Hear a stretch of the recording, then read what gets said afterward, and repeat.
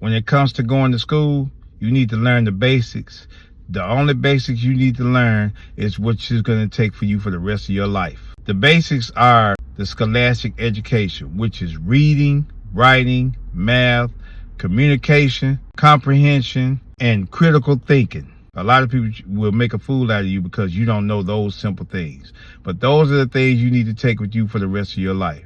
So after graduating high school, it's only one formula that you need to follow. So it's a step-by-step process. Step 1, build your credit. Step 2, use that credit to borrow money from lending institutions such as banks, any kind of lending institution. Anybody that'll lend you a high capital amount of money.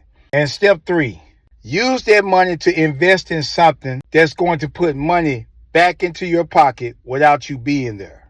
Whether you invest in a team, whether you invest in systems that generate passive income, whether it compound, and you just keep doing it over and over and over.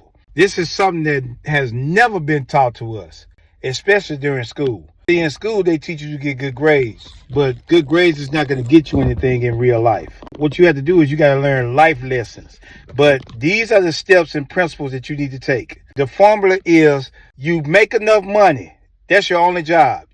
As a man, you need to just make the money. That's step 1. Step 2, once you make the money, you hire other people or you create systems that generate income so you don't have to do anything. If you're not making money while you're sleeping, or you have to be there in a particular spot to make the money, you're doing it all wrong. Have a team or a system that spits out money without you being there or while you're sleeping. And you want to build your credit with a lending institution such as a bank or a private lender, whatever. Now, what I normally do is I will build my credit by going to get a secured or unsecured credit card. A secured credit card is basically a credit card that you use your money to build your credit. But an unsecured card is basically you using the credit card's money to be able to build credit. You want to build your credit to at least a 680 or above. And the way that you're going to do that is you're going to use the credit card or line of credit or bank loan, whatever you're going to use. You're going to use that and you're going to spend money. Don't go over 30% of whatever your limit is. So if your limit is $1,000, you don't want to go over $300 in your credit limit. You want to pay the whole thing back once you use it. And you want to do this for 3 months straight. On that 4th month, you want to increase your limit. Keep increasing your limit every single 3 months and keep on increasing it. At some point, you're going to end up having 6 figures. Now, while you're in the process of building your credit, the next thing you're going to do is you're going to acquire a skill set.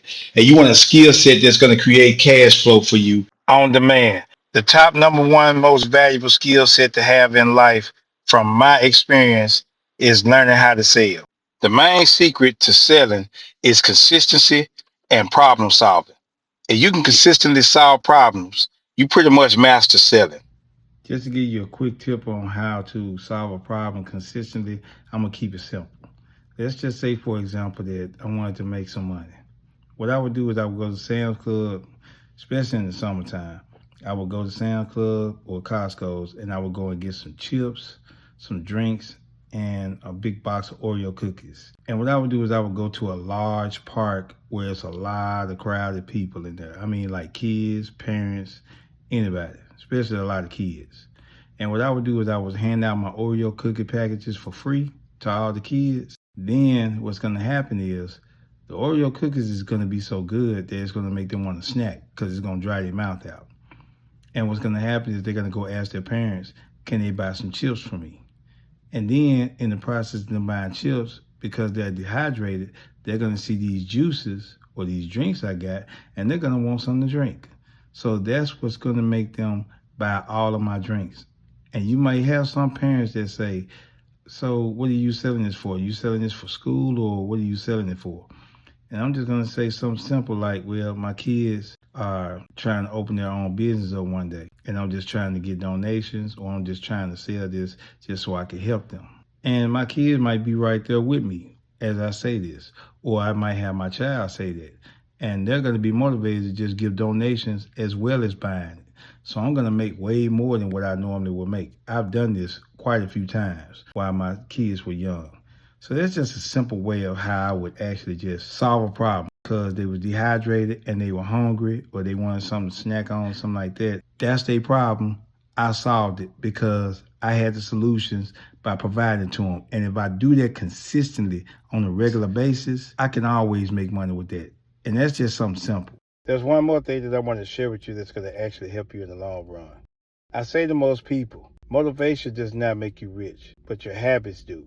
Knowledge does not make you rich, but applied knowledge does. So if you're practicing the bad habit of just spending all your money every time you get it, naturally you're going to be poor. But if you practice the habit of learning some knowledge that's going to help you keep your money and apply it and keep your money coming back into rotation and then expanding your money, then naturally you're going to be rich. So this is my last advice that I'm going to give to you. If you come into a large lump sum of money, or even when you just get paid on a regular basis, you want to break your money up into 4 parts. First part is for saving. Second part is for investing. The third part is for paying bills or mechanics.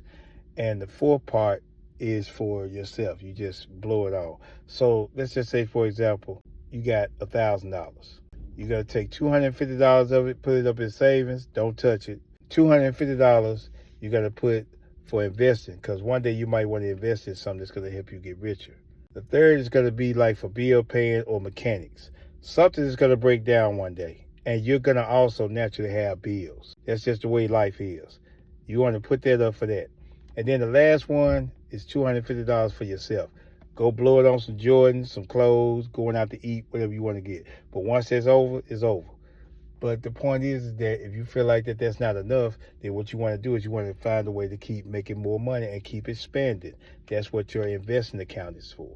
But that's how you want to break your money up into 4 parts. Every time you get a lump sum of money, break it up into 4 parts.